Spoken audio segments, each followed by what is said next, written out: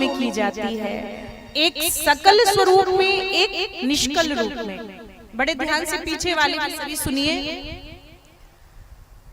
महादेव सांब सदा शिव का पूजन दो रूपों में किया जाता है, सकल और निष्कल। एक सकल और एक निष्कल। सकल साकार को कहते हैं और निष्कल निराकार को कहते हैं। भक्तों, शिवलिंग के रूप में महादेव निष्कल कहलाते हैं, निराकार स्वरूप धारण कर लेते हैं, और मूर्ति में महादेव सकल बन जाते हैं, साकार विग्रह धारण करके शिव भक्तों के द्वारा पूजे जाते हैं। निराकार स्वरूप प्राप्त होने के कारण ही एकमात्र भगवान शिव को परमात्मा ब्रह्म कहा जाता है, और निर्गुण निराकार ब्रह्म रूप होने के कारण शिव को निष्कल कहा जाता है। भक्तों, इतनी सुंदर कथा आप श्रवण कर रहे हैं। भगवान शिव ब्रह्म भाव होने के कारण निष्कल कहलाते हैं और महेश्वर भाव से सकल कहलाते हैं। भगवान शिव मूर्ति में भी पूजे जाते हैं और शिवलिंग में भी सारी दुनिया भगवान शिव को जल चढ़ाती है, दूध चढ़ाती है, भांग धतूरा बिल्व पत्र चढ़ाती है। एक बार प्रेम से कहिए शंकर भगवान की जय हो। और जो लोग शिवलिंग पर दुग्ध की धारा, गंगा की धारा चढ़ाते हैं, वे भव से मुक्त हो जाते हैं, भव बंधन से छूट जाते हैं।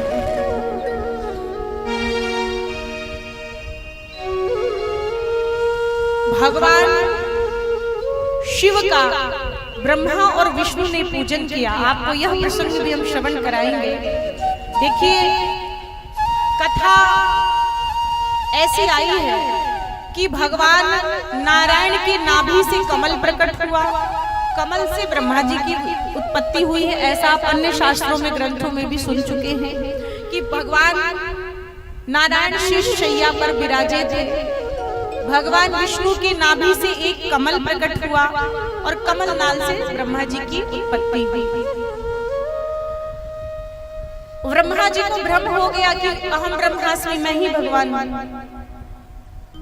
और भगवान विष्णु से प्रतिस्पर्धा के भाव से कि मैं इन्हें क्यों प्रणाम करूं, मैं श्रेष्ठ हूं, मैं भगवान हूं, मेरी ही पूजा हो जगत में। भगवान नारायण को प्रणाम नहीं किया। दोनों में वाद युद्ध प्रारंभ हो गया। जब दोनों के बीच में युद्ध होने लगा, अस्त्र शस्त्रों का प्रयोग होने लगा, तो देवताओं ने भगवान शिव की शरण में जाकर प्रार्थना किया कि प्रभु, त्रिलोकी में हाहाकार मच गया, रक्षा करिए भगवान, हे त्रिलोकीनाथ, हे त्रिपुरारी, बचाइए, हमारी रक्षा कीजिए। तो भगवान शिव अचानक दोनों के मध्य में एक प्रकाशमय स्तंभ के रूप में प्रकट हो गए। बोलिए शंकर भगवान की। उस स्तंभ को देखकर ब्रह्मा और विष्णु दोनों दंग रह गए, चकित रह गए। ये अचानक प्रकाश स्तंभ ये कहां से प्रकट हो गया, इसकी उत्पत्ति कैसे हुई?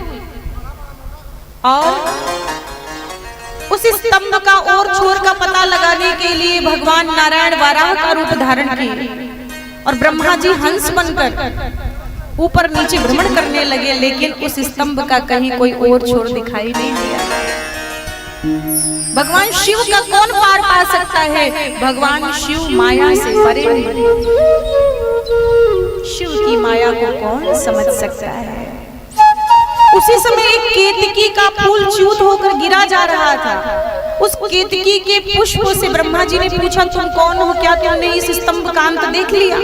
केतकी के पुष्प ने कहा, कितने वर्ष बीत गए, आज तक इस स्तंभ कांत नहीं देख पाए, तो आप कहां से देखेंगे? तो ब्रह्मा जी उस केतकी से झूठ बोलने के लिए कहते हैं, केतकी के पुष्प से, कि तुम झूठ कह देना कि ब्रह्मा जी ने इस स्तंभ कांत देख लिया। नारायण से ऐसा कह देना।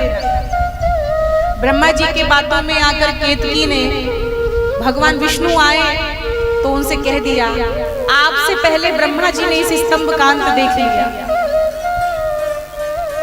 दोनों ने आपस में निर्णय किया था कि जो भी पहले इस स्तंभ का अंत देखकर आएगा और छुर पता लगा कि वही श्रेष्ठ होगा, वही भगवान होगा, पूजा जाएगा। विष्णु जी ने कहा मैंने तो अंत नहीं देखा।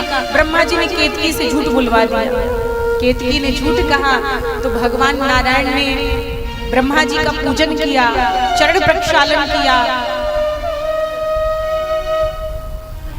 उसी समय भगवान शिव प्रकट हो गए और भगवान शिव अत्यंत क्रोधित होकर प्रकट होकर और ब्रह्मा जी से कहते हैं कि तुमने भगवान बनने के लिए झूठ का कपट का आश्रय लिया, केतकी से झूठे कहा कहलवाया कि तुमने इस स्तंभ का अंत देख लिया। जाओ ब्रह्मदेव, आज के बाद धरती पर तुम्हारी पूजा नहीं होगी, संसार में कहीं भी तुम पूजे नहीं जाओगे। और भगवान विष्णु पर तो इतने प्रसन्न हो गए कि भगवान विष्णु को अपने समान दर्जा दिया। आज के बाद संसार में सभी संसारी सच्चिदानंद सत्यनारायण भगवान हे विष्णु आपका पूजन करेंगे।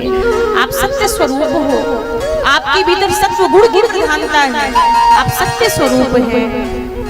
संसार में मंदिर में आपकी पूजा होगी, भक्तगण सभी आपका पूजन करेंगे, आपकी आराधना करेंगे, आपको भगवान मानकर सारी दुनिया आपका पूजन करेगी, उपासना करेगी। इतने प्रसन्न हो गए महादेव, कितने दयालु हैं। भगवान नारायण को अपने समान भगवान का दर्जा दिया और ब्रह्मा जी के लिए कहा आज के बाद दुनिया में आपका पूजा अर्चना कोई नहीं करेगा। और भैरव के द्वारा सिर भी कटवा दिया, भैरव ने सिर काट दिया ब्रह्मा जी की।